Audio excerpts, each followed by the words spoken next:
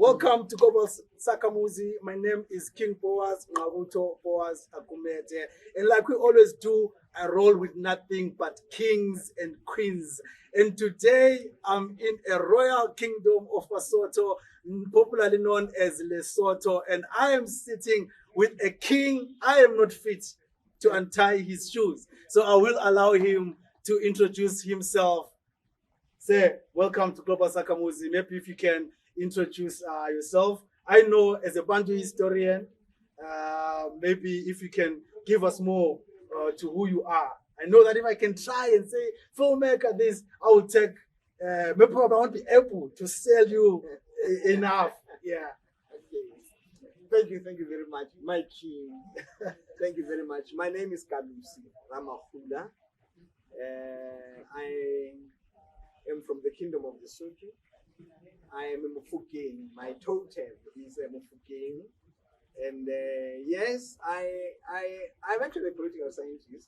Right. It's just that when I studied, I was taught that you cannot be a politician if you don't know the geography and history of your nation. Nice. They say otherwise, what are you managing? Yes. You know. So I had to do history on my own. I'm self-taught historian. I'm a certain period also. I'm the foundational years of Basotho, especially the era of the great kings, the era of just before the Fekani or the Fakani. Yeah. And I love that era because it's the era of nation formations. Yes. So I call myself a Moshoeshoeist, Right. more than a historian. Yes, I'm a filmmaker with bias towards history. I love our history, South African history. I think the greatest untold story is the history of Southern Africa. I'm surprised that how many years? 27 years after the South African liberation. Yeah. We've really not gone beyond King Shaka. Yes. Who, by the way, I must say this on camera, is Yes. not the best of the leaders we have had in this era. He is not the best. King Shaka is not the best of the leaders we have had in Southern Africa. Right. Even in KwaZulu, Yes. what is called KwaZulu today, Yes. the greatest ever leader there is Mteto, All of the Mteto Empire. Yes. To which Shaka inherited, basically. People like to say Shaka started the Zulu nation. Yeah. He did not. Yeah. He inherited a very powerful empire, not a kingdom, an empire. Yes. So, but that's a story for another time. Yeah. I hope I'm a filmmaker. Yeah. I have produced a few films, some mine, some for other people. But here in Lesotho, I've produced Moshoeshoe, the Mountain King. King Moshoeshoe is my specialty. All right. One of the greatest statesmen ever to live on earth. All right. Yeah, not in Africa or in Southern Africa, no, on earth. Yes. The father of what is called peaceful coexistence. All right. Yes.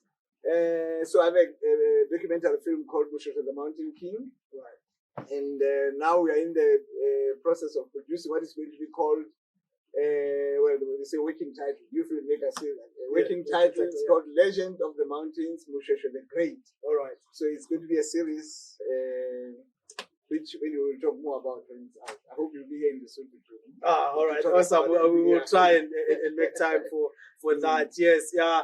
Like you see, people, I wasn't fit to capture everything that you said, but from everything that you said, looking at your profile on WhatsApp, I was thinking, I should be in his 40s, you know.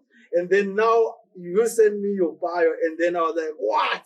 You know, you contributed to films like Suburban Bliss, for example. That film was already old when I was watching it, you know. So maybe if we can start from you as a filmmaker and the evolution that has happened in film, what has been significant changes from the days of Suburban Bliss to something that you're producing today, or what you are being exposed to today in the film sector, especially on the African continent. You know, there's that thing that, I started in the industry in 1990, I think 1992. I was in South Africa then, I was staying there permanently. And I started with old film production houses like your Haynes Films, Philo Peterson Productions, your Toron Studios. Those are the companies that were producing film. when it was still before the era of your computerized editing suites. You know what I mean? You used to splice film, you know, you literally cut out the part you don't want out and then come and then connect it again. Yeah. So I used to work for Haynes Films, and Haynes Films at that time, those are the era of apartheid. I've lived through apartheid. Yeah. I have lived through the Iron Curtain also. You know, people don't know that there's a time when in the world there were the Eastern countries. You know what I mean? Yeah. There was Eastern Berlin and Western Berlin, you know, and Germany was two. Yeah. So that was the era. So most of the films in South Africa then were made by this Africana film, British Africana companies. They're quite huge, you know, and they didn't set when they're going to shoot. And my entry port in the industry is I'm a writer. Right. Yeah. So I was a scriptwriter, and I published a few. And the scripts at that time, well, we wrote scripts, and then the SABC is commissioning editors. They were already promoting black people into the but there were still the people who overlooked and made sure that the film suited what they wanted to. You know what I mean? Yes. And we were serious. I think that era is an era of very serious film practitioners. All right. Except for we're not owners. All right. You know what I mean? Yes, the production was owned elsewhere. Yeah. And the productions that we produced, Salmon Bliss is one of the best that I've worked with in because the era of liberation was coming. You know what I mean? Mandela was out. Yes. And I think they were preparing us for your multiracial rainbow nation. Yes. So that's how we wrote it the way we wrote it. And I found it exciting. The others were like more like, you know, your series that you write, you're just like, okay, this one says you have a head writer who is white, but look, they're not bad people necessarily, but there's a thing of culture which is true. You know what I mean? When you're writing a film that is social, but you know what I mean? Your head writer has a different culture. And sometimes he says, no, but Kalosi, people don't do that. Yeah. You know what I mean? And they're like, no, but they do this. And they're like, no, it doesn't make for the story. Yeah. But yeah, the South African film industry, unfortunately, I think because of that, has been affected because it has never really felt authentic. All right. South African Bliss is one of the few. There are many, like Yuzo. I know there are a number of films, you know, that really are authentic too. You know what I mean? But on the general scope, precisely because we have a culture where we're being overlooked by other, like even this Shaka Zulu, that the Ilembe. Yes. You know, it's such a beautiful film, very well cut, but you know, when you're a historian like me, it's a painful film to watch because you see historical distortions. Yeah. You see how Emperor Mteto is portrayed, like this funny guy. You know what I mean? Yeah. The whole emperor, you know, most historians, when they talk about Southern Africa, they say there are two leaders who were truly great. Yes. And they say King Moshoeshoe. Yes. Yeah? Yeah. And Emperor Mteto. Right. You know what I mean? Yes. But then they even say, they want to say, and where Moshoeshoe forged a kingdom, Mteto forged an empire. All right. So that means, by right, when you're talking about Mteto, we are probably talking about the greatest ruler ever to walk this subcontinent. Yes. But see how he's portrayed there. Yeah. You know what I mean? Funny guy, silly old man, you know what I mean? Yeah. So it becomes a little bit painful. But anyway, they say that we will tell our stories one day ourselves because the reason why we keep running to these people is because they have the capital. Yes. You know, unfortunately, even after liberation, what happens is that when you come with a white man, you know, people are most likely to give you money, even your black people. Unfortunately, I must say that. You know what I mean? I'm an old man, you see. Yes. So I talk the truth the way I see it because this thing of being diplomatic and what, probably this will help you because there are many African billionaires. Why are they not investing in their story? Yeah. So our story has not changed much. Yeah. South Africa is a disaster. Yeah. No, I think it's a disaster. Yeah. Really, because if you say the story of South Africa is one of the most powerful stories on earth. Yeah. You know, I can just give you topics, you know, like that. Like why Mzilika's a story? Why Shaka's story? Yeah. Only. Yeah. 4 films of Shaka, if not more, have been made. Why about Mzilika's? Yeah. One of the greatest leaders this country has ever, I mean, this continent has ever seen. Yeah. You know what I mean? Yeah. Mohaka of the of the Bafokeng. Yeah. Sorry, it's not because you know? Yeah. So if film industry is a platform to tell stories such that people reflect on the mirror, Yeah. you know what I mean, Yeah. about themselves, Yeah. to rearm the people with their story, their narrative, Yeah. and we are not doing well yet. All right. And I sorry I have to throw in the suit today. Yeah. I've been sitting with a film here, and I literally have to make my own money to make my own films. You know what I mean? But the films are about the nation, the story of the nation. You would have expected that our millionaires here would have said, hey, that what do you want? You know, and then I said 10 million. I said, 10 million, are you sure? Then I said 50. Then I said, yeah, no, we are cool. Yeah, you know? Yes. So I think that is one thing. So in that, the film scene has changed drastically. The quality is beautiful. Yeah. The ending is beautiful. There is serious talent. You know what I mean? You look at in South Africa, especially, which is where we have a lot of films being produced. The quality is beautiful. Yes, we are lacking in story. The story is terrible. Yeah. I've seen Zimbabwean films. Yeah. I give credit to Zimbabwe has beautiful films. Yeah, they shoot good stories. Good. Okay, fine. This the what do you call this? The Nigerian. That is, which has always been popular because it's authentic story. You know, the quality might have been in some areas not good, but you know, they had the content. The stories have the content. Yeah. I've seen a bit of Mozambican films. I loved rather I saw. But sometimes you must be careful because I might be talking 10 years ago or so. That's the thing. Yes. But yeah, that's my opinion about our film industry. I think we have to be serious in our approach to the film production in the subcontinent, because you see, I can't even talk about South Africa or Zimbabwe or you see, the subcontinent is one country. Yeah. You see, that's the story of South Africa. It's a story of a country that was created by the white people, made borders without consulting us. We still have our own borders. Yes. You know what I mean? If we have them, I just say we had our settlements. Yes. You know? But the whole thing is a culture that has to be, and that culture will be broken by when we start telling our stories, because what is going to happen is that there will not even be xenophobia. Because a guy from Lesotho in the Free State, how come he's a foreigner? Yeah. Or a guy from Zimbabwe in South Africa, how come he's a foreigner? Or a guy from Mozambique, Soshangan. You know what I mean?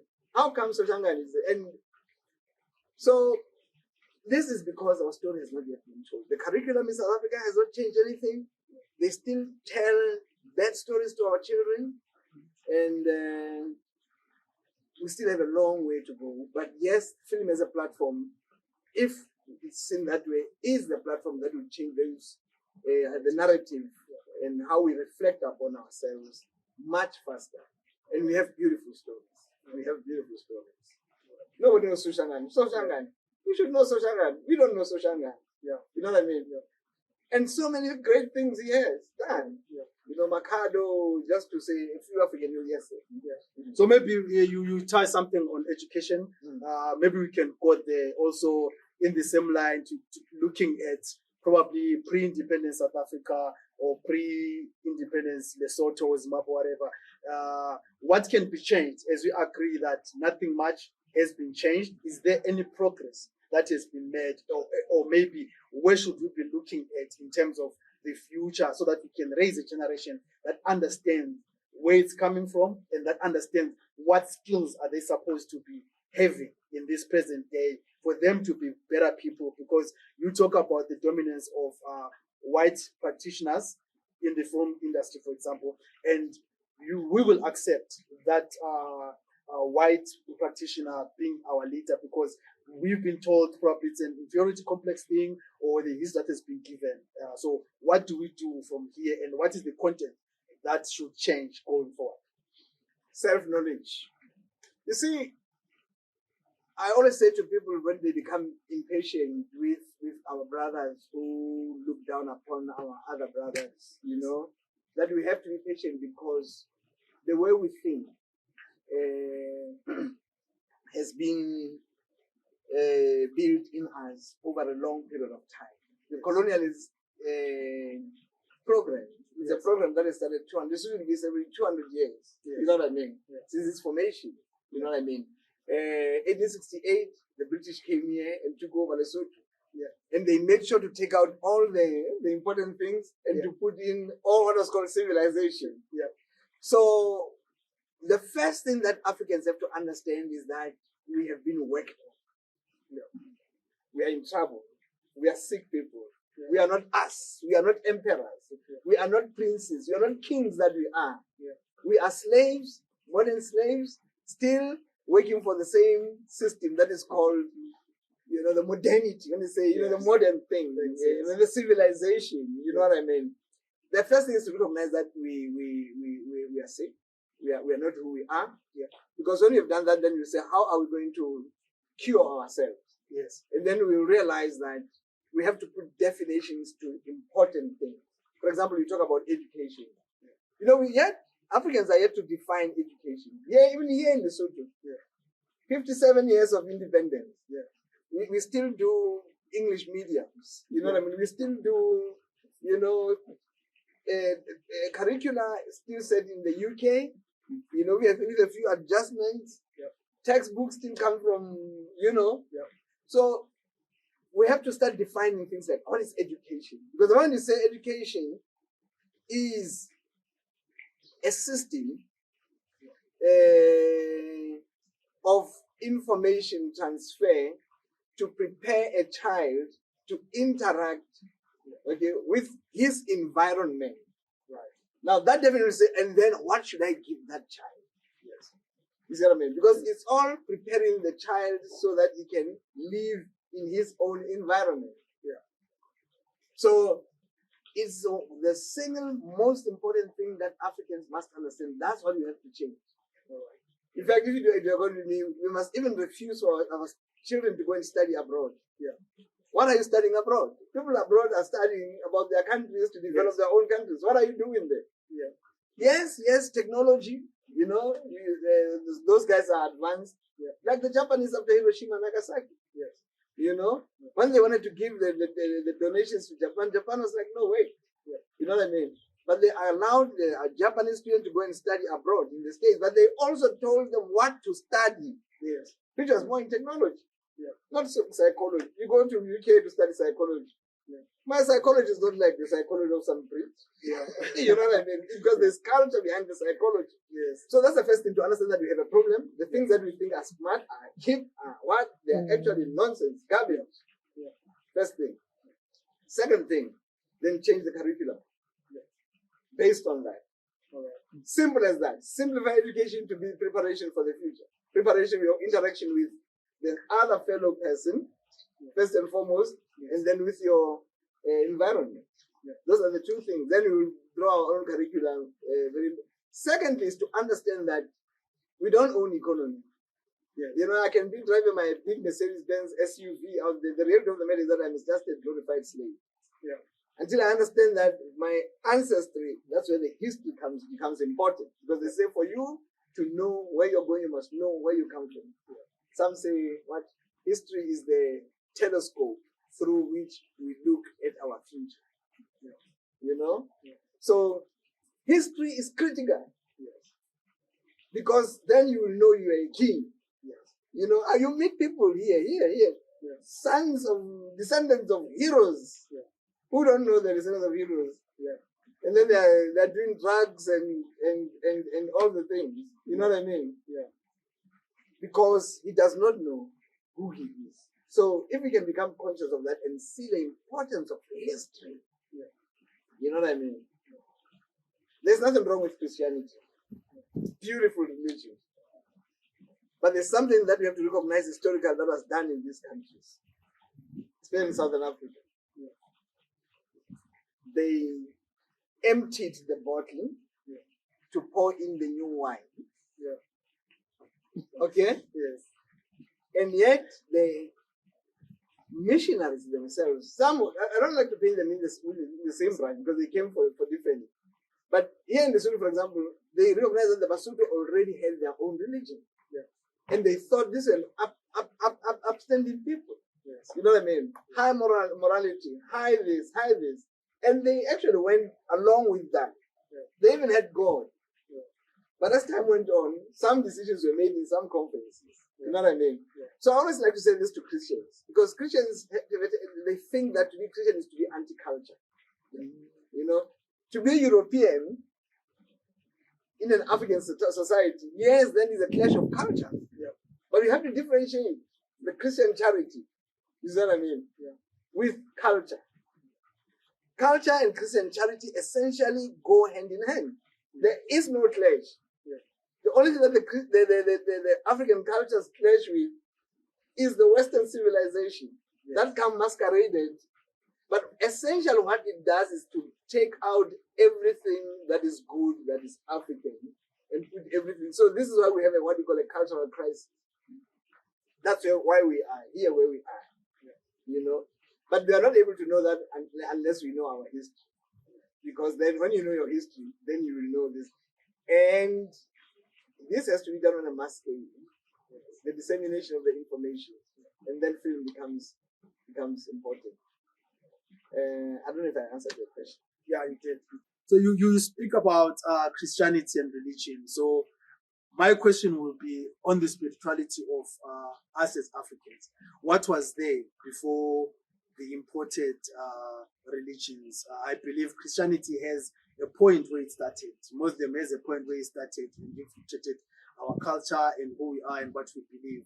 So what is it that we used to do before we came to this place where we are accepting or we are forced or we're having this cross-pollination of spirituality, having all these other elements coming in? Because my argument is we had the name of God in all the African languages: Moari, Unkulunkulu, Chiko, Modimo, Sibaote, and so on and so forth. Chikwembu, and that. So these are words that are as old as our language, as our culture, as our civilization. So what is it that we lost? What is it that we used to do? How is it that our spirituality was structured before all this? You were great. Oh, we were great. We were great. We didn't commune or communion. Our communion with God was every day, not on Sunday. Every day. Everything that the Basotho did, and I think, when I say Basotho, I say Bantu people. Every day, when they woke up, you know what I mean? They woke up with God. When they go to the fields to plow, there are ceremonies they make. Yes. You know what I mean? Yes. To go and plow. When is the plowing season? You know, there are activities, you know what I mean, that are made that have to do with communion with God. Yes. You know what I mean? About food, about the soil. Yes. The washing of the hose, for example, by the Basotho. Yes. You know what I mean? The people don't rush to the field and say, it's plowing season, guys. Hey, you know what I mean? Yes. The village, you know, brews, joala, a slaughter is made. You know what I mean? That has a name. You know, the washing of the, or you can say the cleansing of the hose. Then people go and plow. You know, when the time comes for harvest, they go for the harvest. You know, but you know, they won't just go in there and harvest the whole field and come back and say, no, you know, they'll go and take, and certain people will be selected because of their upstanding stature in the, you know what I mean? Has to do with behavior, has to do with morality, has to do with, you know what I mean? They go and pick a few heads of the millet, for example. They come here with it, and the things that are done, and then a decision is made. Okay, now you can harvest. Yes. You know, then people go and harvest. But even when the harvest is seated here, the Basotho had what they call Oshwamisa. You know what I mean? According to seniority, you see, they would have done Joala, they would have done. Then they would be like the senior most, the chief, and then the chief would actually have invited even the greater chiefs than him. They will come here. So there's a party. Yes. You see, but you know what it is? It's a prayer. Yes. It's a thanksgiving prayer. So according to the structure of society, they taste that, and then after that, then they say, no, we can have this. Yes. Then they go there and then they harvest everything. And so we had things that we did on an ongoing basis. Yeah. The communion with God. Our God didn't only come to visit us on Sunday. Yeah. We lived with God. Yeah. When there was no rain, you know, you go hunting. You start with the girls in the villages. When they decided to no, there's no rain. Yeah. You know what I mean? And then the old ladies plan what is called the sokwan. Yeah. You know? The sokwan is a steering stick. Right. So the girls from another village will run and then steal because people are cooking outside then. Yeah. They steal that and then they run away with it. Yeah. So the girls from that village have to chase them. You know, sometimes they catch you, they take the sokwan, those ones. So it's a game of villages. From this village to that one, they're running all over the shore, you know. Yeah. And rain comes. There is a prayer. Yeah. You know, we didn't stand up with some poetry, you know, great poetry about the God who is invincible. You don't think God knows that. Yeah.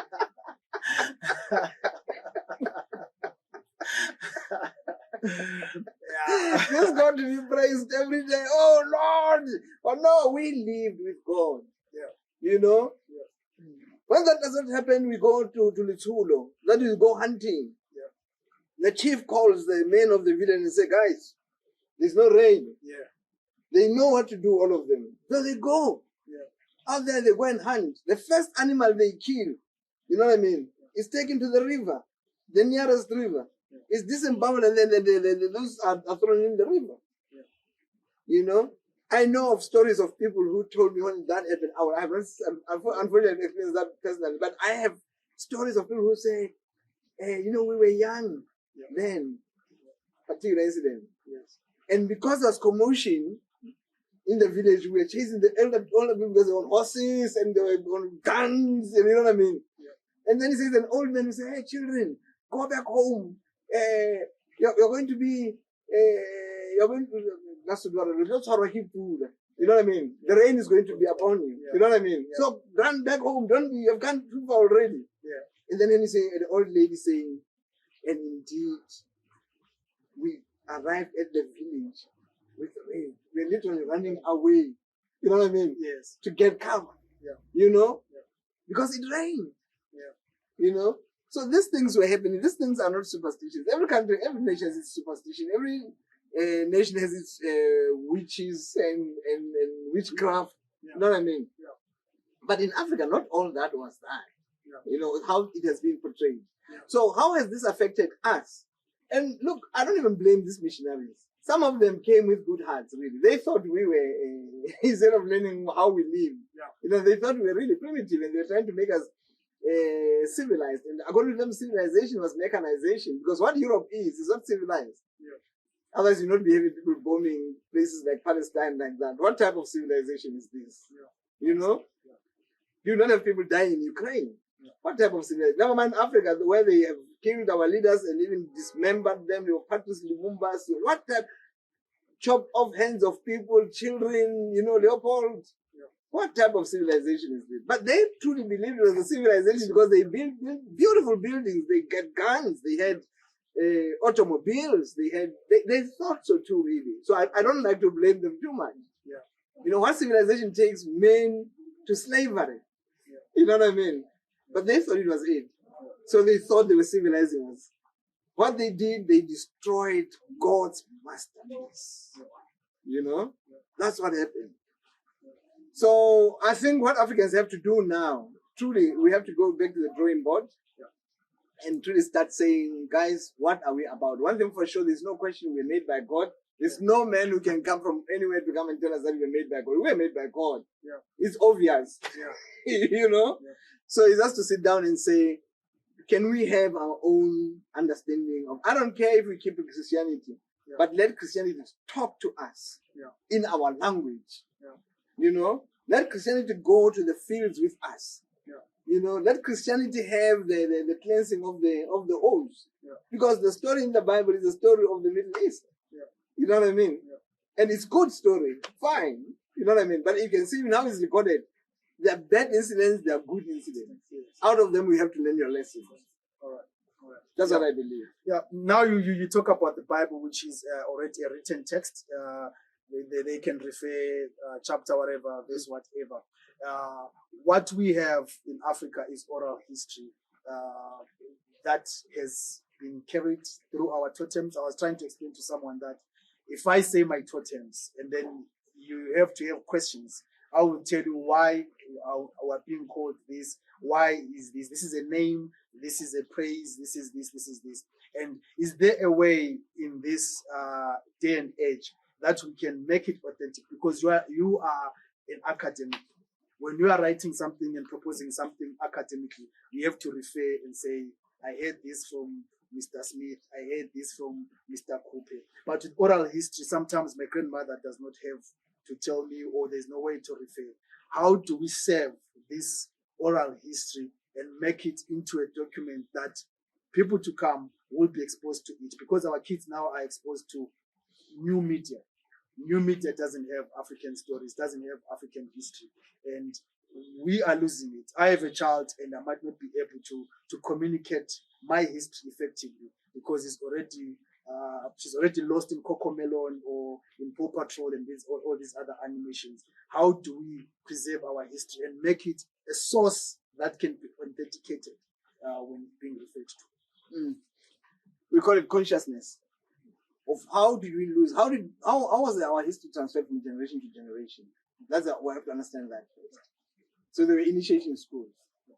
You see, when you're a child, you'll be taught Omufuking, like I'm Omufuking, Omukhadi Omutlalane, Malemane Malematsila, Makhatatite Gammo. So that has to do with my origin. Yes. You know what I mean? Yeah. But every single one of them are so to totem.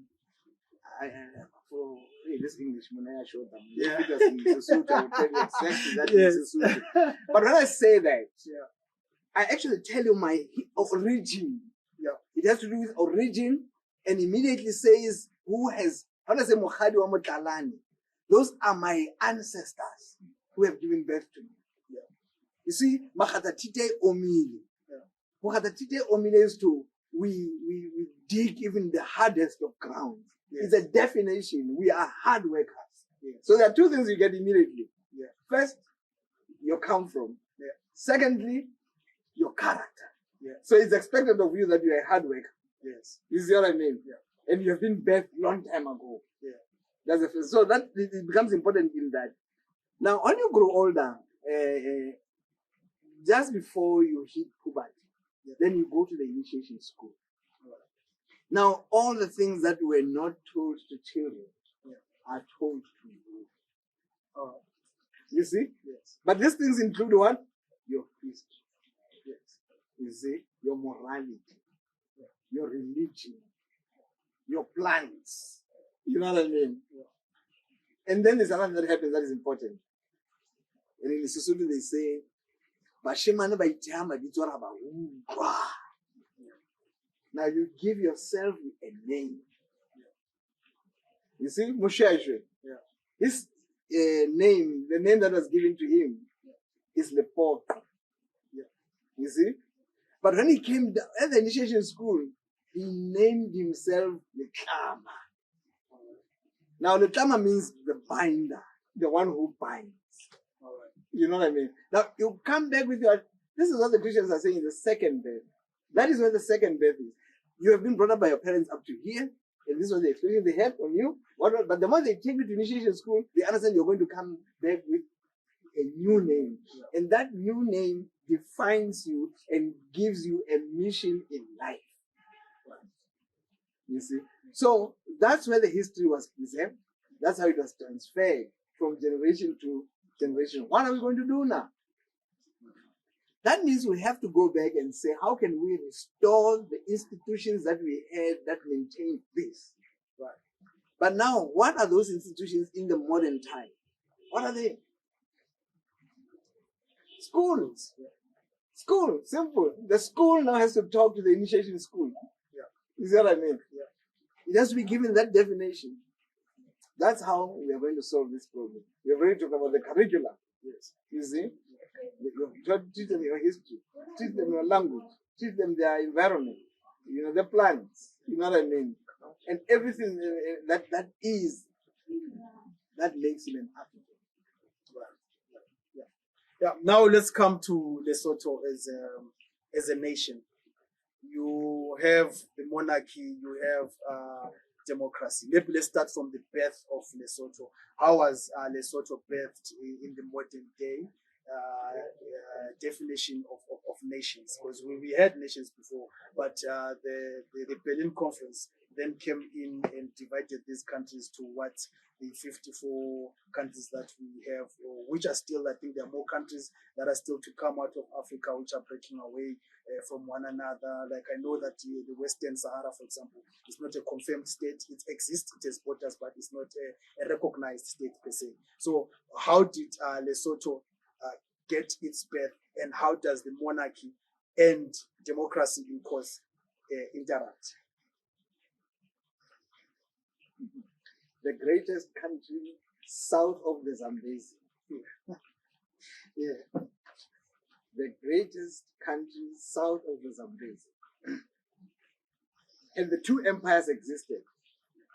It is the Mteta Empire and the Ndwandwe Empire. Then those would have been the three greatest. Yes. Unfortunately, we had the Mfatani. Lesotho was born directly out of the disintegration because of the wars of the Fatani. It was born in 1824.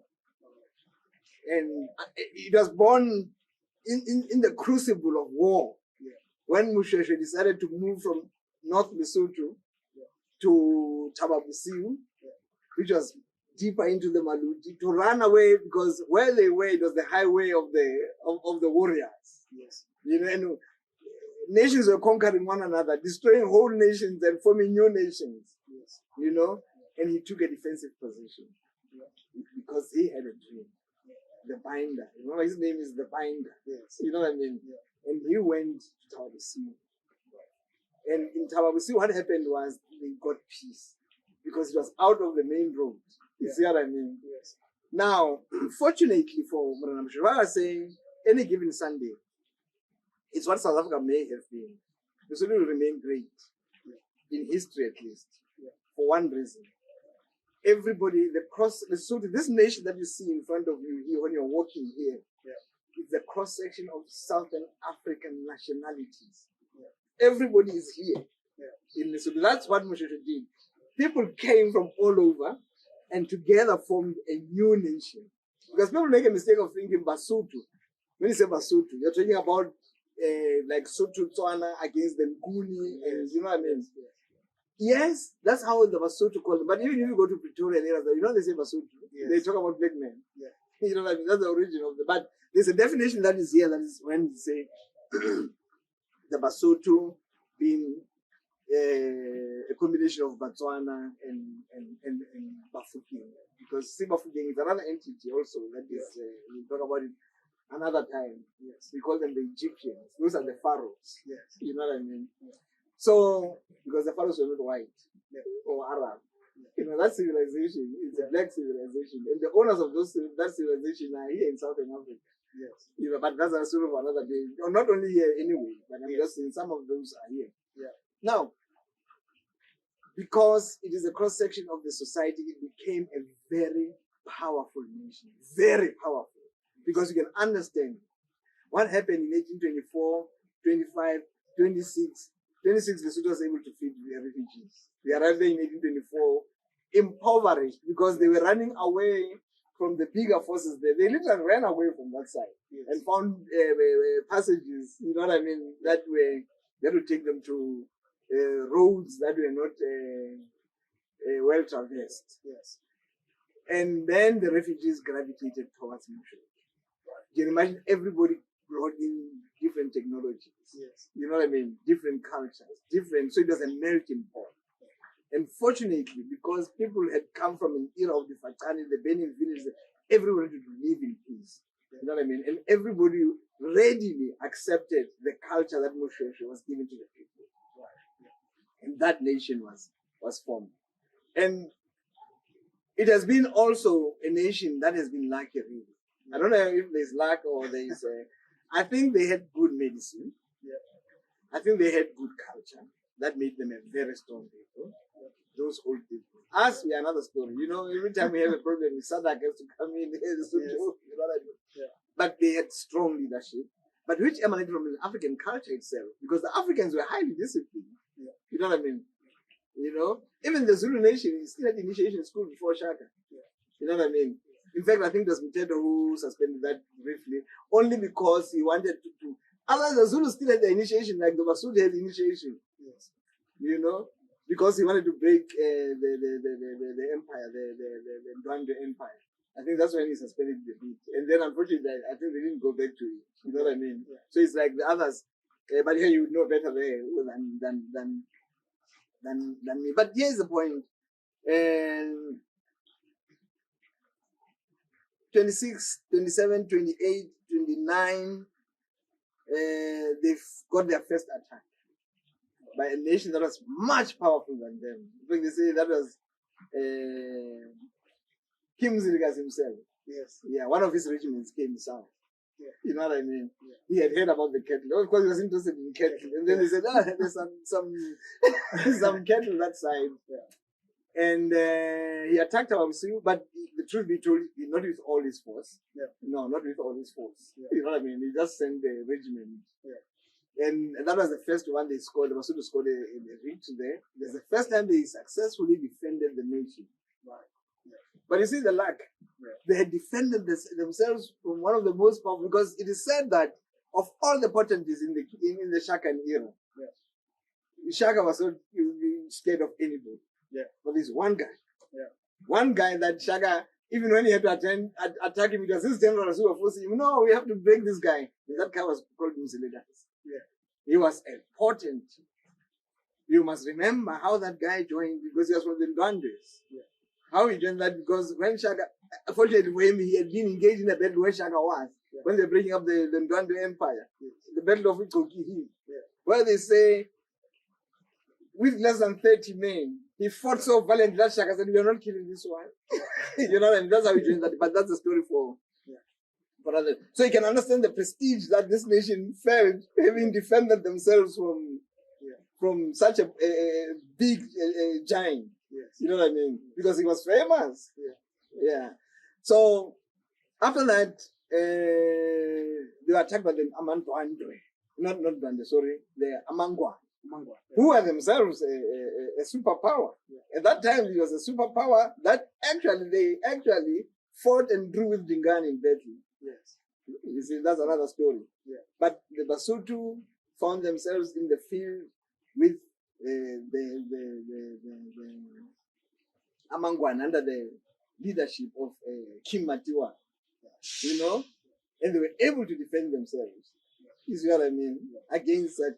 So you can imagine after that, after defeating Matiwa, you know, what happened was Lesotho, all other African nationalities gravitated towards Moshoeshoe, wanted a pact with him, you know, your non-aggression pact, your defense alliances, so that was the growth of the Basotho nation there around us, and then the expansion of. Because there are people up to Harry, one is called Harry Smith today. You know, the Makhulukwe, you know, paid allegiance to Moshoeshoe, you know, people from, and it said in the 1800s, Lesotho became the center of Pan-African political activity. You see, that was Moshoeshoe's leadership. And then came the era of the, I don't know if I'm still answering your question. Yes. Came the era of the British, the Great Trek of the Africana, 1833. The Africana came this way, and at this time, Lesotho was already powerful. In fact, just before the Africana came here, it was the missionaries who came here in their own documents. The first 3 French missionaries who came to Lesotho, they describe how the terrain looked like. You see, when you talk about African histories, we always talk about wars, you know what I mean? We never really talk about economics, you know what I mean? Because we forget that Russia is strong today because it has a powerful economy. The United States of America has a powerful army because it has a powerful economy. You know what I mean? These two things, they always. So at this time, the economy of Lesotho was out of this world. You know what I mean? And that's the first thing. Secondly, the stability, national stability, the culture of governance, the culture of, you know, those productivity. The people were industrious. You see, these are things that are documented also. You know what I mean? But technological advancement, you know, at this time, the shields of the Basotho, you see, they're different. You know why they are different from those big oval shields? It's because, and it's nice when you hear it from the white man, because when it's said by a black man, you think, okay, let's pat ourselves on the back a bit, you know what I mean? And Children says, and we followed this up, while their shields were different. And but they came to discover that because they are in the windy areas, because the mountains are windy, you may have noticed that. They cut their shields so that they are aerodynamic. Which is why when they are fighting against even bigger forces of the Nguni origin, who came with big shields, they moved much rapidly because of the aerodynamism of the shield. Whereas the other shield, now in the windy terrain, the wind would actually push you and your field, and you lose your dexterity. You see? So, but I want to talk about innovation. I want to talk about they bred a horse, Basotho. This Basotho pony is really bred here. It was so good that even in the cave, they came to buy it here. But anyway, I want to talk about Castle is coming in here into Lesotho with the other missionaries, how they describe the Lesotho that they found. He talks about well-cultivated fields. Second, he talks about wealth in cattle. You know what I mean? Cattle so many you could not see where they ended. You see what I mean?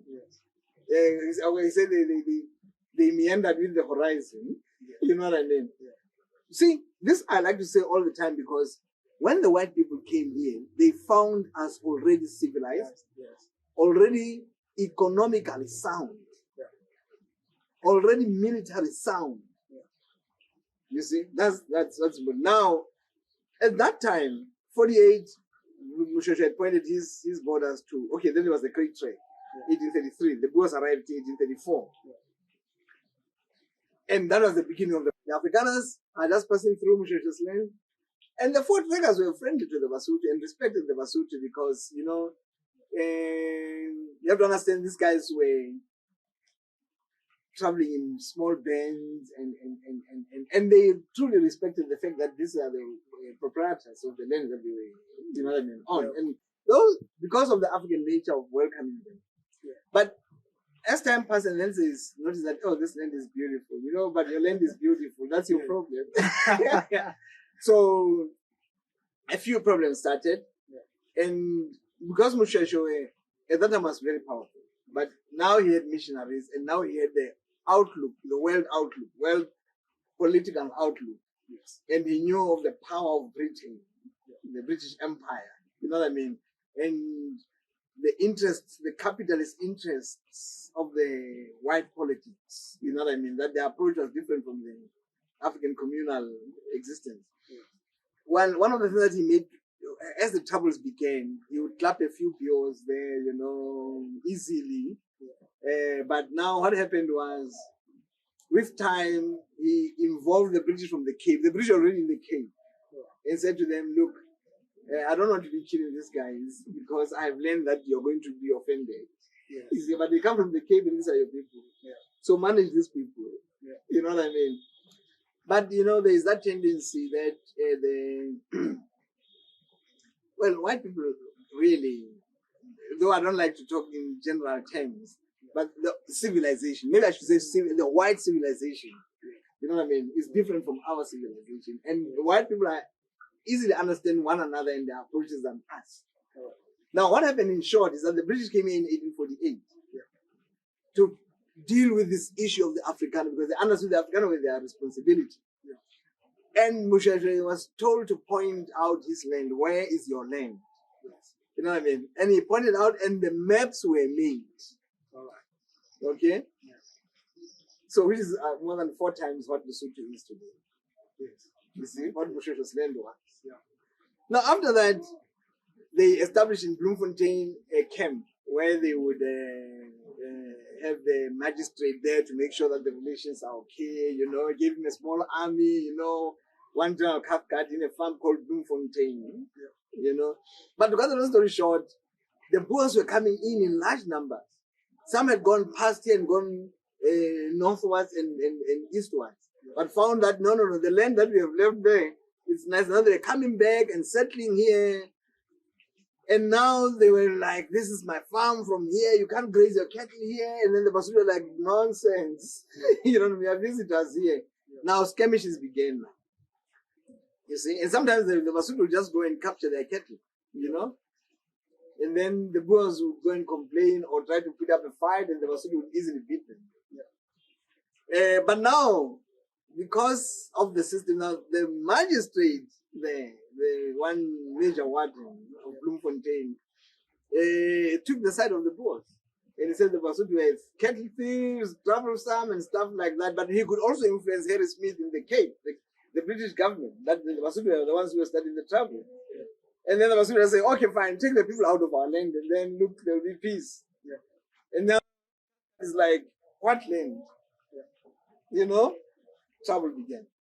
To cut a long story short, now the British were directly on the side of the Afrikaners.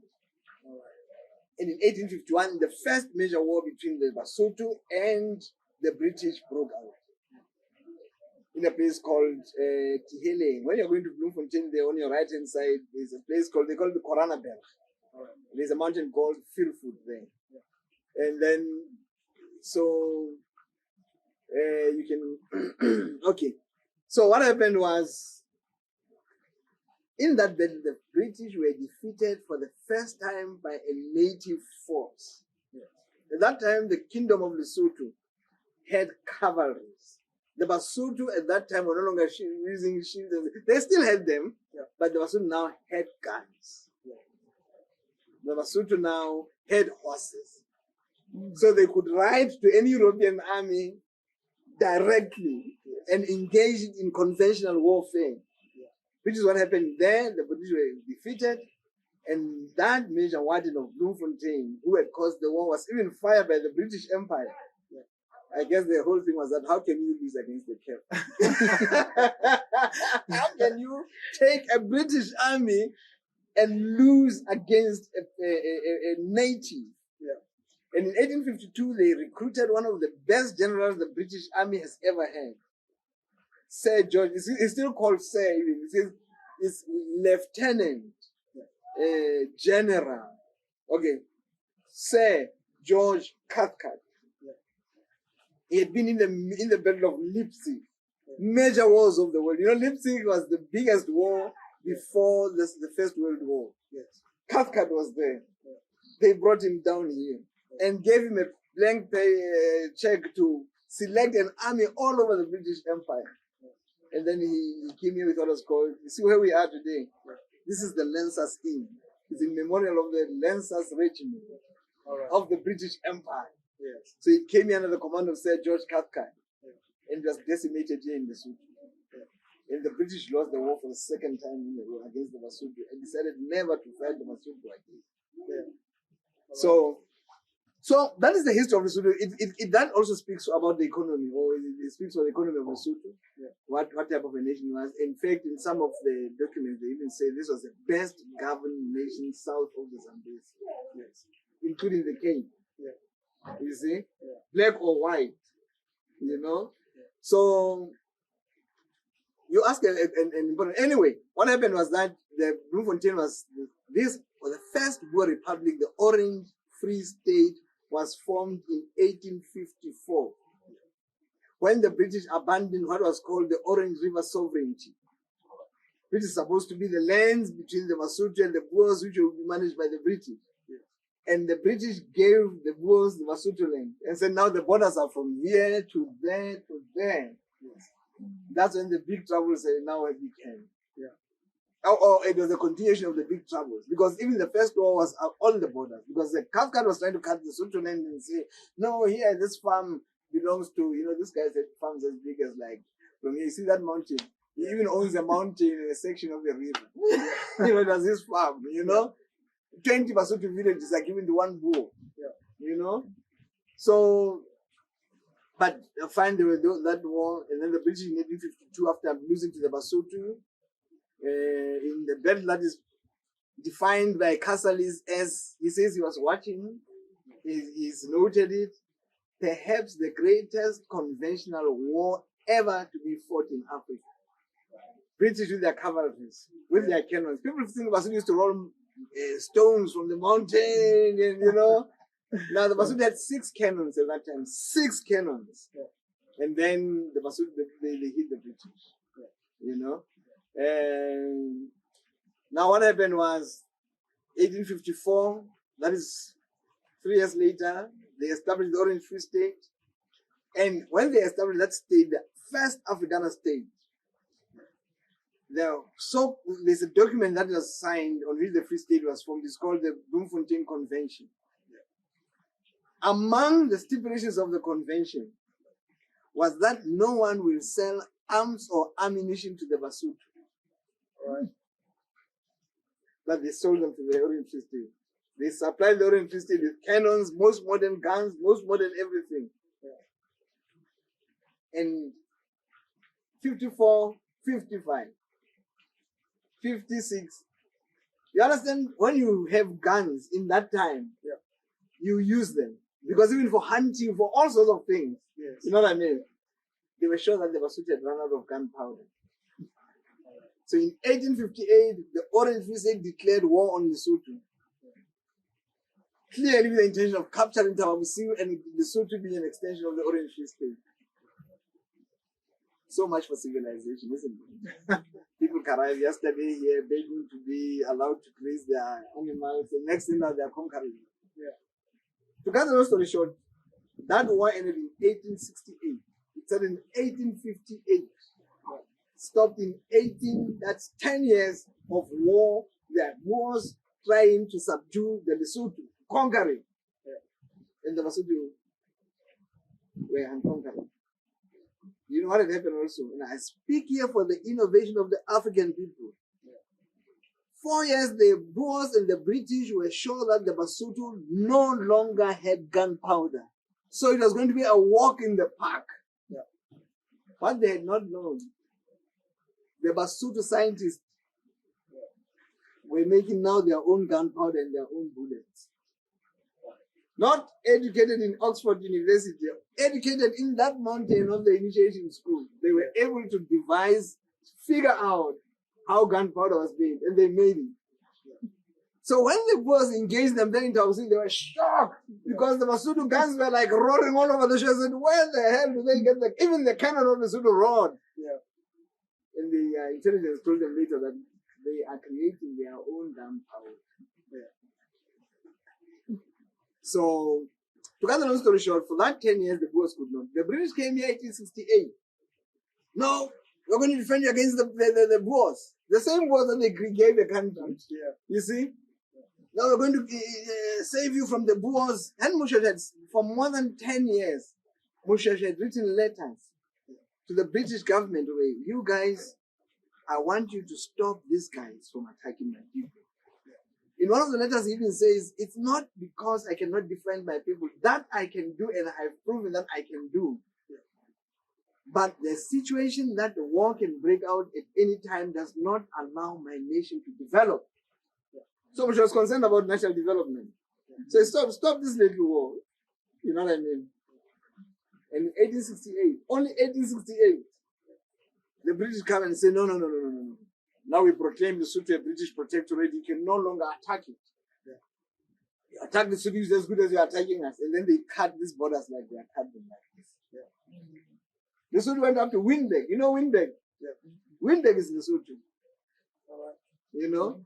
So they cut them and then they say it's a compensation for the war that the Basotho caused them. So that's how they got all these farms and all this. And to cut the long story short, even in 1868, the Moshoeshoe, when he made a deal with them, the protectorate deal was that the British will defend the Basotho against Boer incursions. Nothing else. Moshoeshoe stipulated. your officers must not interfere with the public administration of my nation, culture, or anything. This is the deal. 1868, 1867. Walter Carey arrives here. He's a magistrate. Fine, it's okay. We think that the army that you brought here is the army that is going to defend the Basotho against the Boers, so that you deal with your Boers. Yeah. It turns out it's the police force in Lesotho. Yeah. Unfortunately, taking advantage of the divisions between the chiefs, now the sons of Moshoeshoe is now dead. Kim Moshoeshoe passed down in 1871. Yeah. I don't know, maybe in another topic we'll talk about him. Yeah. Why he's supposed to be the godfather of peaceful coexistence, or how he succeeded to put together from a few clans to one of the greatest nations in Southern Africa, what he did and how he approached his political dynamism, engagements with African chiefs, because it is possible there is no chief in Southern Africa or king who has had more relations with other chiefs and kings than Moshoeshoe. How he, the father of Pan-Africanism. This is not his Pan-Africanism, you know. So he left for the Basotho a great nation. At that time, to prove that in 1889, in 1888, 1888, there was a law that was passed in South Africa, what is called the disarmament, disarmament regulation, where the Africans, all of them had to submit their arms. The Africans were no longer had the right to have arms. So the British said to Basotho the same thing. At that time, we were under the rule of King Letsie, Moshoeshoe's son. But his son, Letsie's son, the grandson of Moshoeshoe, who was called the Rotodi, was already a fully fledged man. So he was ruling, he was already wielding some power. His father was old. You know, he's the hero of Lesotho. After Moshoeshoe, that is the greatest hero. He's called the Rotodi. Yeah, the rider of the white horse. Yeah, it's called Tabure, that horse. So, the British wanted to disarm the Basotho, and the Basotho said, "Nah, no, guys, but you don't rule us. You know, we're already a colony, like, you know." So laws that are passed in South Africa are not applicable here. So the British said, "Yo, you're a colony, and either you disarm voluntarily, or we will disarm you." And then the British said, "Please disarm us."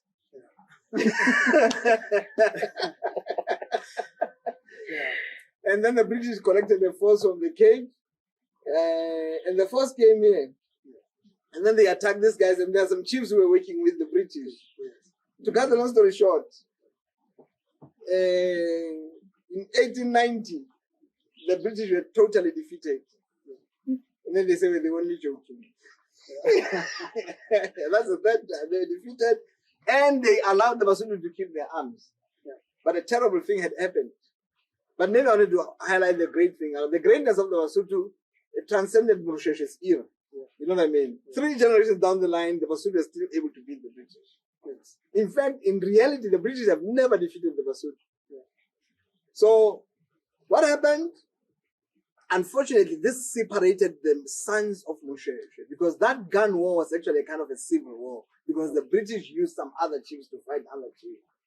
So that weakened the center. And now the British were able to infiltrate the governance of the Basotho. And that's why now Lesotho, even the productivity, the churches were interfering with cultural components of the Basotho that were important, like the initiation schools were being interfered with, the polygamy. Hey, I want to say this one. The biggest thing that the British have taken away from the Basotho is polygamy. One single thing that weakened the nation of Basotho, or the primary, because this nation, because of polygamy, was interwoven. The second is initiation. The churches played a great role in that. In truth, you have to call a spade, it was criminal. Yeah, every woman was married in Lesotho. Every single woman in Lesotho was married. Every single child in Lesotho had a family heritage. No single parenting. no violence against women. No, there was no violence against women. You see, in Lesotho of that time, if you beat a woman, the men of your initiation school, we call them tag. You see what I mean? They collect the same. Now you are beating up women. Can we come and talk? You know, because you see, the society was like, you see now you are putting us in disrepute. It was always about us. This thing you're doing, you see, in what light you put us. Stop it. You know, with a bit of pinch in there. Yeah, you know me and how you talk to me. Yeah, you talk to me and with a bit of it. Yeah. So from everything that you've said, maybe I will definitely try and come back. Maybe we have more light or focus maybe on one thing.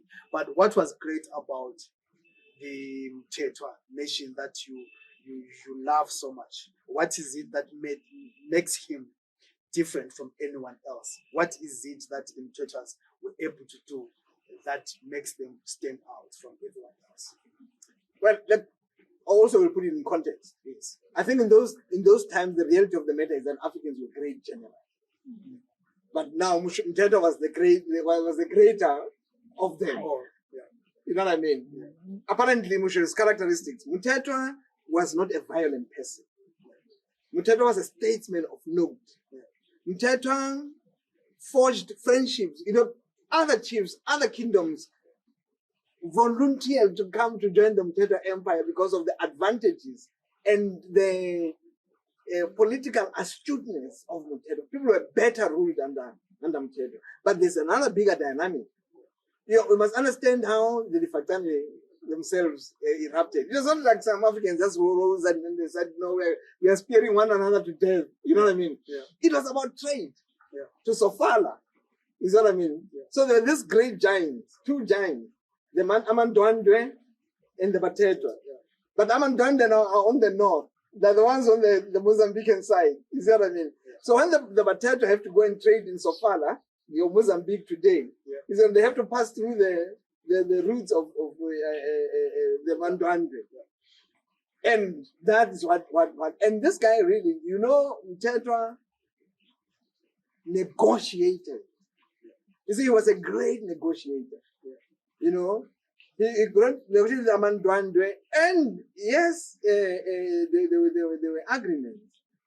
But of course, we have personalities. You know what I mean? And I don't want to blame the poor woman lady who is the great queen and stuff like that. But the reality of the matter is that when now they saw the I don't want to veer to the Fakani more than to answer what I'm not a master, I'm not an authority here. I'm when the Mthethwa were not able now to pass through because of any problem, they decided, let us conquer this place. You know what I mean? And they did. You know what I mean? Because in the wars that ensued, Mthethwa defeated them. You know what I mean? But see, Mthethwa, while they say he was a great statesman, he did not destroy that he brought back the same king of the Amandwandwe to continue in his rule as a satellite. You see? So what he had achieved was the route was open, because that was his place too. It's just that what caused the fact is that now he was betrayed when he had gone there to celebrate the pact. You see, he was lured into the forest and then killed. And that's what brought Shaka to prominence. Because Shaka loved Mthethwa. You know what I mean? And that's how this whole thing. I always like to articulate this. I'm sure scholars will go that deeper into that. But the reality of the matter is, Mthethwa, why was he great? Greater than even Moshoeshoe, is because he was a statesman par excellence. You know what I mean? So I just like to make that example that even after conquering the Mthethwa, the Amandwandwe, he could have massacred them easily. Just massacred the most senior people there, and then put your indunas there, and then life goes on. You know, so that's why he is my personal hero. Maybe before I leave you, I would love to sit with you the whole day and gather as much as I can from this lovely history of ours in the African nation, and Africa in general, Southern Africa in particular. You have Lesotho today. Crossing into Lesotho, our passport is stamped to say you are now coming into Lesotho. That signifies you have a different political system. You are a country that is recognized by a certain identity as a modern country today. So maybe how does democracy work? Because from the Moshoeshoe, the kings that were there in Lesotho, that was a form of communism, socialism, maybe. That is what is close to kingdomship almost everywhere, where everything we have is for all of us.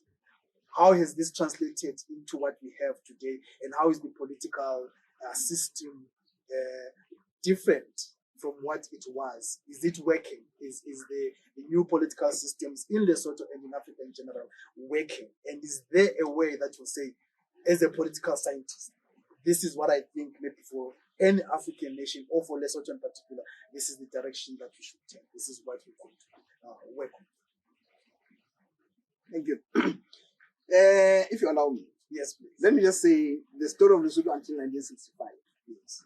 In short, until 1928, the nation of Lesotho, wait for it, the nation of Lesotho until 1928 used to supply South Africa with grain and mutton. This is a small Lesotho. Yes. The South African state was not able to supply Kimberley mines with sufficient grain. The farmers of Lesotho are the ones that supplied. In 1928, the British made a rule, a decision in Lancaster that the Lesotho export of grain must be stopped because the Lesotho were getting too rich. So this was a deliberate. So I just wanted to say, until 1928, I wanted to show the economic situation down here. In 1965, what happened was when Lesotho went for elections, now it was given a system that is called Westminster. It's supposed to be a modern system. The British had completely interfered with the natural administration structures of the Lesotho nation. And they gave us the Westminster system, which our fathers took. I don't know why. Because they went to independence, and people would have thought if you go to independence now, you go and take your own ways of doing your own things that have proven to you beyond reasonable doubt that they are successful. They make you a successful person. Yes. What is the problem now in Lesotho? What is the problem now in Lesotho is that we have a system that we can't even define ourselves. It's supposed to be Westminster, which Westminster is in Britain. How can you have Westminster in Lesotho? Yes. So it's a parliamentary, it's supposed to be democratic, but what it is really is a system of that actually emasculates the natural administration of Lesotho, which is our chiefs and king. Lesotho is a kingdom. You know what I mean? Now, this I need to call it a virus that was given to us by the what it does is that it makes us a people who are divided according to political colors. That's why we're not successful under it. Already in 1966, the Lesotho shot one another. When there was a prayer meeting, that was the king had gone to the Lesotho to pray with the opposition. Because the British, what they do, and they did that in many African countries that got their independence, they give you independence, but leave a certain element in there. Like they created a party that would be an opposition party to a party that was a party of the national movement. Yes. Secondly, they left a political, not a political, a commissioner, a police commissioner here, who is actually the one who was ruling Lesotho, and using the Lesotho politicians to do things, including killing other Lesotho. You know what I mean? So we inherited a political system that it was a stillborn. You know what I mean? Independence. We still don't have it now. You can see Lesotho now begs for everything from everybody. Lesotho that used to feed other countries today is a country that even when we are squabbling, we ask SADC to come in. We ask EU to come, please come in. You know what I mean? You know, we're not, even our king is no longer able to control us. So, precisely because, in truth, we are not yet liberated from the British rule. In fact, we are exactly where the British wanted us, where we are a nation that gets everything from outside at the expense of our own natural market, our own natural industry, such that when you drive around Lesotho now today, you see many dongas, gullies, and you're like, but do people live here? You know what I mean? Because the mentality that we have now, because of our education system, because of the new culture that we have been given, everything must be done for us by the government. The worst road in Maseru here, you can't believe you're in Maseru. You know what I mean? You see a road that you don't know, how come this road is in town? Go to the suburbs. And the people stay there, they drive Mercedes-Benzes.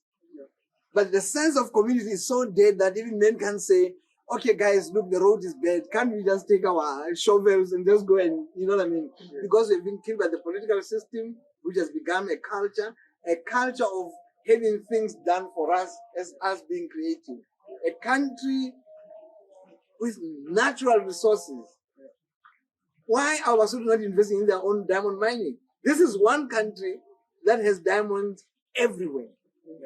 You can literally mine diamonds everywhere in this country. Areas of it even produce diamonds which are called the pink diamonds. You know, in the south of Lesotho, those Malutibeng. But we still have people digging diamonds for us from all over the world except for us. You know? So it's a whole mentality. How are we going to solve this? Recognition that there is a problem. Why is Lesotho like this? Lesotho was intentionally. This is not to understand this, the importance of this country where you are today. The most successful African state south of the Zambezi. Why? Where is capital pay? You know what I mean? Because in Lesotho is represented each and every nationality in Southern Africa. So that melting pot is what makes it to be such. So it's a bad Pan-African example for white people. So this is a country that was systematically destroyed. It's still being destroyed. Even what you have there in parliament today about guys after voting, and then we have a government, and then people go and lobby themselves from our own constituencies with our own vote and say we are removing this government. Them as parliamentarians, 120 people are making decisions for 2.1 million people who have voted and said, we don't like you. We want this guy to come to power. It's the Westminster system. And the owners of the agenda are happy because the whole idea, we've been established by the Boers for all the years. Who are the Boers working for? For the same British. You know? Now, the whole EU and the whole NATO, I say it openly because it is the truth, are the ones who are financing this instability in Lesotho. They destroy us from the level of government, of family. They bring this gender politics. There's nothing wrong with gender politics, except if in your own house people come and tell you how you must bring up your own son and your own daughter and how you must live with your wife. You know what I mean? Is to break the family unit, because you break the family unit, you have finished that nation. It's an agenda that has started more than 100 years. But now it is more successful because we, the educated blacks, we, the educated white elites who believe that our culture has nothing for us, and that the civilization has everything for us. Now we are taking this thing blindly and implementing it. Instead of saying, who likes? Question. I have a mother. Okay? I have a sister. I have cousins. Can you imagine me sitting in a meeting somewhere with some men saying, no, we're going to kill these women? No. It doesn't make sense. So the whole community approach has been taken away from us. And now, unfortunately, as the elites, we are now completing the destruction of the nation by killing the family, thinking that we are smart because they give us money. Oh, they set a project, you know, they even give us vaccines. I'm renting now.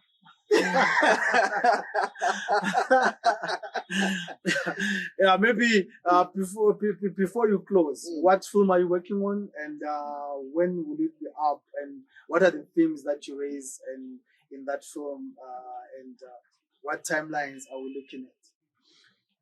I think it will be shot for 3 years. It's called Legend of the Mountains. It's a series on Moshoeshoe. The beauty of Moshoeshoe is, one, he has rated with many, you know, your Game of Thrones kind of approach. Yes. You know, where there are other houses, which, you know what I mean? Yeah. Legend of the Mountains, it's a series, the 26 episodes, by 1 hour, series based on the history. We are at the paperwork level right now. I'm looking for 200 million. And I think it's possible because I think it's a film that should. If Shaka Zulu, for example, I'm not talking about Leland, Shaka Zulu has given made for 24 million rand. Shaka Zulu, the Shaka, you know Shaka Zulu. Remember, one penny. Yeah, 24 million rand, and the returns to date and still going strong is at 5.2 billion. Shaka ruled for 10 years. Moshoeshoe ruled for 47 years. Yes. Shaka has never faced a white army.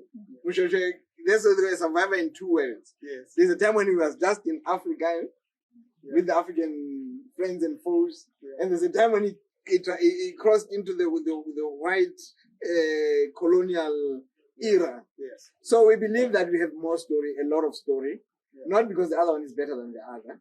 You know what I mean? But just we believe that. It's a film, but that's what I'm working for. It's my passion, and I think I'm going to resign after that. I'm going to be an old man and farm and yeah. Thank you so much for your time. This has been enriching, and I was trying to just get you through and take what I can. I definitely will come back if time and resources permit. We will be back in the Kingdom of Lesotho and get to learn more about Lesotho and Africa. I might come over there to you. Thank you very much. Oh, for me, it's always an honor to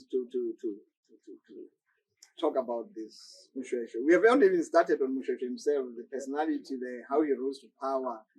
You know, we had philosophers. You know, only after warriors. You know. We had Moshoeshoe in this country. Chief Moshoeshoe, he's the one who mentored Kim Moshoeshoe. You know, we had a political school. We have Sibetwani of the Bafokeng, you know, who went to Zambia, the one who created the Makololo there, who went and sat with Makololo, the Balosi, the Dozi. These were contemporaries of Kim Moshoeshoe, and there are things that have happened between them. Great stuff. You see why I'm fascinated? I'm fascinated by Mokhatle, for example, of how he created that country up there when the Boers were taking everything, and how he had people go out and then come back, and with the money they bought those farms. They bought their own land, you know what I mean, from the white men, and it turned out there was platinum there. You know, these are the stories that fascinate me. These are the stories that I want to tell. Yes. In fact, now that I've said that, I realize that I still have that story to tell. Yes. The Mokhatle story up there, up north. Other than that, that's what I'm working on. What I'm looking for is national revival. I hope Africans can rise, and I'm terribly disappointed by what is happening in South Africa. I am a liberation fighter myself. 17 years old, I was a guerrilla, and we have interacted with South Africans and a lot of Zimbabweans, by the way. Not by the way because we're friends. Even Obrigam Pope is my friend. So we were out there. We fought for these countries, and then we come back, and then there's something called xenophobia. I've been to Zimbabwe. I have lived with these comrades out there in exile. Can you imagine when I hear that somebody is being killed because he's a Mozambican? You know what I mean? It's a sad African reality. But even those people, the reason why that is happening, and this is what we have to understand, nobody's going to do things for us. It's a terrible curriculum. It's the slave mentality that I say to South Africans, my friend, in your own country, that is supposed to be one of the richest countries in Africa and in the world, you are fighting for a job with somebody who comes from outside that country. Don't you think you are supposed to be owning some mines here and some things? Why are you fighting for a job? They take our women in jobs. Yeah? So that is the second part. I really wish that we can rise up and have our own Berlin conference, because these borders are drawn by white people. Why are we still, up to now, our politicians, after so many years of independence, how come they have never sat down here and lent us in and said, can we redraw these borders? Us. Because South Africa, for example, people must understand, it's going to disintegrate. I should not be saying that, but that is the truth. Because it's not an organic state. It's a state that was formed by the British in Lancaster. The decision was made in Lancaster. The Boers were called after the Anglo-Boer War. When the British, remember before 1910, there was no South Africa. There was no country called South Africa. You know, there was the Cape, there was Transvaal, there was, you know what I mean? Those were countries. Orange Free State was a country. It is the British, after beating up the Boers, that said, now we're going to form the Union of South Africa. Yeah. So we're not even involved. Even these people who are saying people are foreigners, they were not involved. You know what I mean? But they say, no, South Africa, our country, so we are defending it from the free African brothers. Of course, everybody else can come in. You know, Europeans are investors. Americans are investors. Even the Japanese, the Chinese, they're investors. You know what I mean? Fellow brothers are. So the resurrection of Africa is not going to happen on its own. Africans consciously, and we must stop talking this armchair politics, sitting here and smoking some cigar and some whiskey and say, you know, comrades, what were they feeling nice about when we were in exile? You know, we used to, you know, we must come down and say we have a problem and agree and reconstruct Africa the way we want. The borders must go. That's the reality. People must move to wherever they want to move. Politicians have to create economies that work for everybody. Right now, we're still waiting under the economy of the same colonialists. That's why we're gravitating towards Johannesburg. Simply because that's where these colonialists decided we are going to set up in Johannesburg, and that's where we're going to create more jobs and stuff like that. So, yeah. Thank you. Thank you so much. This is King Boas signing out, and I was with another king, King Kalosi Bantu Ramakhula in the kingdom of Lesotho. I hope that we'll be back in Lesotho. I believe that everyone is fascinated and want to know more about the bits and pieces that we had. Thank you so much for your time. Thank you. It was a pleasure. Thank you, Ned. It's always a big pleasure. Thank you.